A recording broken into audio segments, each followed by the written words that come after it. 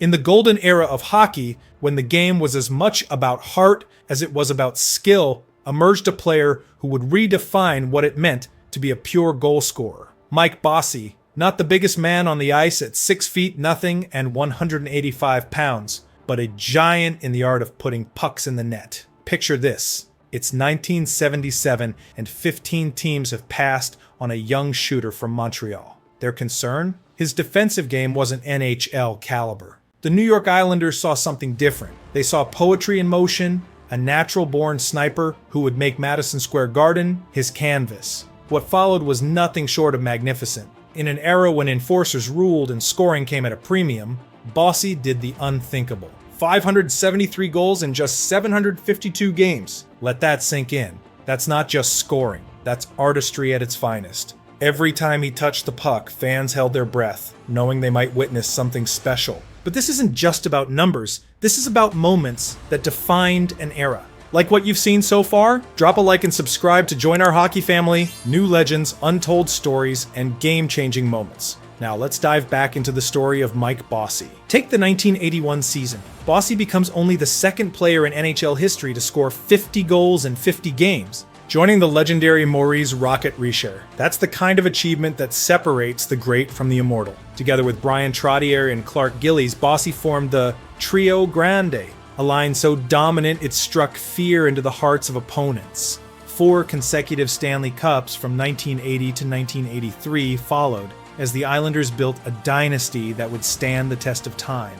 For those lucky enough to have witnessed Bossy in his prime, you knew you were watching something special. That quick release, the way he found space where none existed, his ability to elevate his game when it mattered most. These weren't just skills, they were gifts to the game itself. Even when injuries cut his career short, Bossy had already sealed his legacy. From a rookie sensation with 53 goals to a Hall of Fame career that showed the world what excellence truly looks like, Mike Bossy didn't just play hockey, he redefined what was possible on the ice. The year was 1972, and the New York Islanders were the NHL's newest underdog story. Though not the kind fans celebrate, their inaugural season saw just 12 wins, earning them the unfortunate title of worst expansion team in history. But sometimes, the darkest moments come right before dawn. Under the masterful leadership of general manager Bill Torrey and head coach Al Arbour, a transformation began. Like master chess players, they methodically built their team, adding crucial pieces like Dennis Potvin, Bryan Trottier, and Clark Gillies. The Islanders were no longer league punching bags, they were playoff contenders, yet something was missing. 3 straight years of playoff heartbreak, 1975, 76, and 77, left a bitter taste. The team had grit, they had skill, but they needed that one special ingredient to complete the recipe for success. They needed a pure goal scorer, someone who could light the lamp with the consistency of a Swiss watch. Enter Mike Bossy, the 15th pick in the 1977 draft. 14 teams had passed on him, muttering concerns about his defensive game. Bill Torrey saw something different. He saw the missing piece to his championship puzzle. As Torrey would later say, goals win games, and this kid scores goals. What happened next became the stuff of legend. In his rookie season, Bossy didn't just meet expectations, he shattered them. 53 goals as a rookie, a new NHL record. The Calder Memorial Trophy for Rookie of the Year was just the beginning. But it wasn't just about individual achievements, it was about transformation. Watching Bossy play alongside Trottier and Gillies was like watching a masterclass in hockey artistry. The Trio Grande they formed wasn't just a forward line, it was poetry on ice. Each game became must-watch hockey, as fans knew they might witness something extraordinary every time Bossy touched the puck. For those who remember those days, the electricity in Nassau Coliseum was palpable. This wasn't just a team finding its footing anymore, this was the birth of a dynasty. The roar of the crowd, the anticipation every time Bossy stepped onto the ice, the collective gasp when he wound up for a shot, these moments defined an era of hockey that would never be forgotten. And at the heart of it all was a young man from Montreal who turned scoring goals into an art form. In hockey, respect isn't given, it's earned. And in the late 1970s, Mike Bossy had something to prove. Despite his remarkable scoring touch, critics couldn't stop talking about what they thought he lacked: defensive skills and physical toughness. But Bossy had a message for the doubters, delivered not through words, but through relentless improvement and dedication to mastering every aspect of the game. The 1978-79 season became his statement piece. 69 goals to lead the league. Yet playoff heartbreak lingered as the Islanders fell short in the semifinals. Each disappointment only fueled the fire burning inside him, pushing him to elevate not just his game, but the entire team's performance. The game tried to break him, quite literally.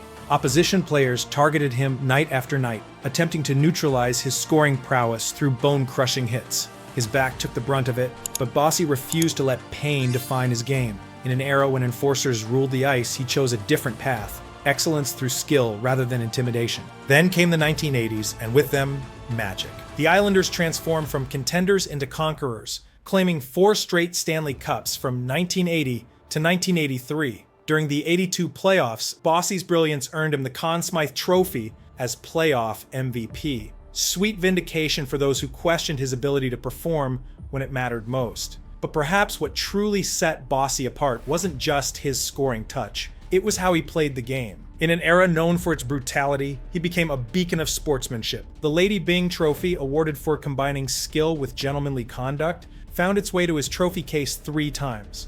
1983, 1984, 1986. This was Bossy's answer to his critics, a complete player who could dominate games without compromising his principles. He proved that you didn't need to play dirty to play tough, and you didn't need to sacrifice defense to be a scoring legend. As the Islanders rose to NHL supremacy, Bossy's evolution from pure scorer to complete player became the backbone of a dynasty. The 1980-81 season, a moment that would etch Mike Bossy's name into hockey immortality. 50 goals in 50 games, a feat so rare it had only been achieved once before by the legendary Maurice "Rocket" Risher. As Bossy approached that historic 50th goal, the tension in Nassau Coliseum was electric. When the puck left his stick and found the back of the net, it wasn't just a goal, it was history in the making. But this was just one highlight in what would become the golden age of Islanders hockey. For 9 straight seasons from his rookie year in 77 through 86, Bossy was an unstoppable force, netting 50 or more goals each year. Stop and think about that consistency. It's a record that still stands today, untouched by even the game's greatest scorers. What made Bossy truly special wasn't just his scoring touch, it was how he scored. His release was lightning quick, his accuracy surgical. Goalies would have him seemingly covered, only to find the puck somehow threading through an opening barely wider than the puck itself. In the 81-82 season, he amassed a staggering 147 points in 80 games, a record for right-wingers that spoke volumes about his complete offensive dominance. When the playoffs came around, Bossy didn't just maintain his level, he elevated it. As part of the Trio Grande line with Brian Trottier and Clark Gillies, he helped forge one of hockey's greatest dynasties. 4 straight Stanley Cups from 1980 to 1983 told only part of the story. In the 82 playoffs, his 7-game winning goals earned him the Conn Smythe Trophy, cementing his reputation as a clutch performer. But perhaps Bossy's greatest achievement wasn't in the numbers, impressive as they were. It was in how he changed the game itself. Teams had to reinvent their defensive strategies just to contain him. His mere presence on the ice created opportunities for teammates, as opponents focused desperately on stopping the league's most lethal scorer. Through it all, Bossy maintained a gentleman's approach to the game, earning 3 Lady Byng trophies for combining excellence with sportsmanship.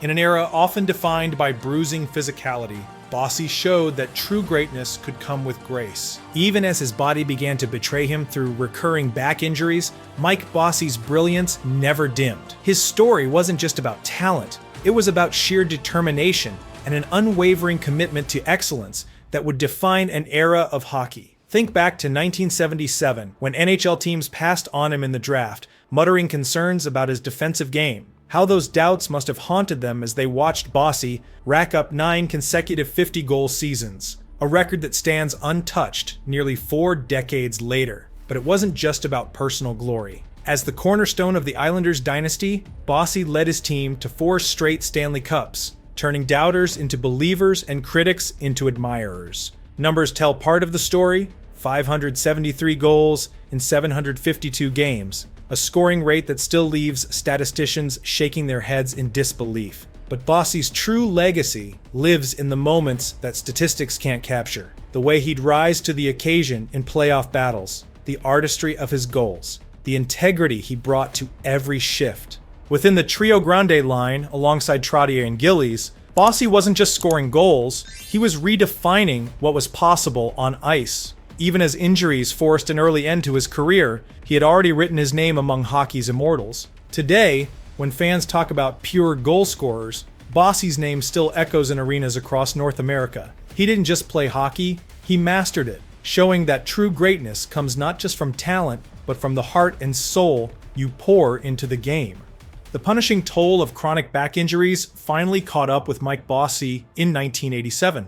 After just 38 games in his final season, the pure scorer who had achieved an unprecedented 9 consecutive 50-goal seasons was forced to retire at age 30, marking the end of an extraordinary era in hockey. The Hockey Hall of Fame welcomed Bossy in 1991 on his first ballot, and in 1992, the Islanders raised his number 22 to the rafters of Nassau Coliseum, fitting tributes that ensured his legacy would inspire generations to come. Hockey lost a legend on April 15, 2022, when Bossy passed away in Montreal after battling lung cancer. He was 65. The Islanders honored their fallen hero with commemorative patches, while the outpouring of tributes from the hockey world reflected not just his brilliance as a player, but his grace as a gentleman who had shown that greatness and sportsmanship could go hand in hand.